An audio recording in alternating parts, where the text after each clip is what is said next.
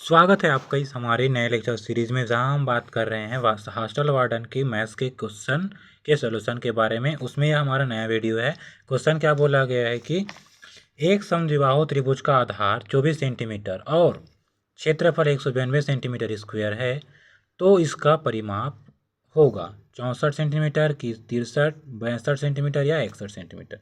तो देखिए, इसको बनाने के लिए आपको सबसे पहले पता होना चाहिए समद्विबाहु त्रिभुज दिखता कैसे। तो समद्विबाहु त्रिभुज का मतलब ये है कि दो भुजा बराबर होगा।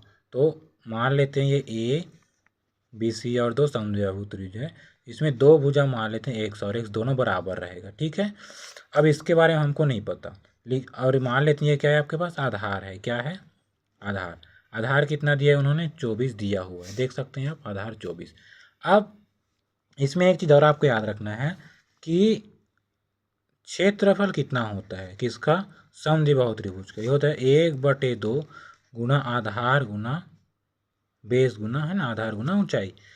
ठीक, अब इसको एक काम करते, इसको अपन दो पार्ट में बांट देते हैं। तो ये बना है दूसरा त्रिभुज और ये पहला। तो ये जो दोनों त्रिभुज है ना, वो आपस में समकोण त्रिभुज बनाएगा, क्योंकि यहाँ पर बनेगा 90 एंगल।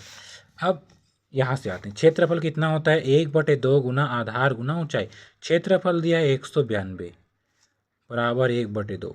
आधार नहीं पता, ऊंचाई दिया है आपके पास, सॉरी आधार पता है कितना, 24 गुना एच। तो कितना हो जाएगा ये? 24 8। तो 8 = 1/2 इंटू एच। तो यहाँ से हो जाएगा h = 16। h कितना हो जाएगा? 16 हो जाएगा। अब यहाँ से h अगर 16 हो गया तो यहाँ से हमको क्या मिला? यहाँ से यहाँ तक ऊंचाई है, ये कितना हो गया? 16। अब ये चूंकि पाइथागोरस प्रमेय यहाँ पर लगा सकते हैं, क्योंकि समकोण त्रिभुज है। समकोण त्रिभुज में पाइथागोरस प्रमेय क्या कहता है कि कर्ण का वर्ग बराबर लंब का वर्ग धन आधार का वर्ग। कर्ण का वर्ग मतलब x का स्क्वायर, लंब का वर्ग मतलब 16 का वर्ग, आधार का वर्ग मतलब ये टोटल 24 है, तो इसका आधा मतलब 12। तो यहाँ जाएगा 12 का वर्ग। तो यहाँ से x का वर्ग कितना? 256 धन 144, मतलब ये हो जाएगा 400। और 400 किसका वर्ग है? कितना? 20 का। कितना? 20 का।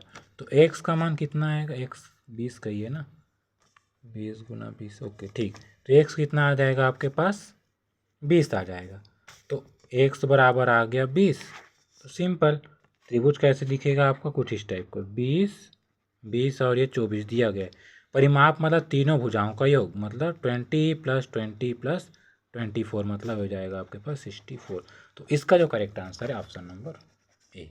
Thank you.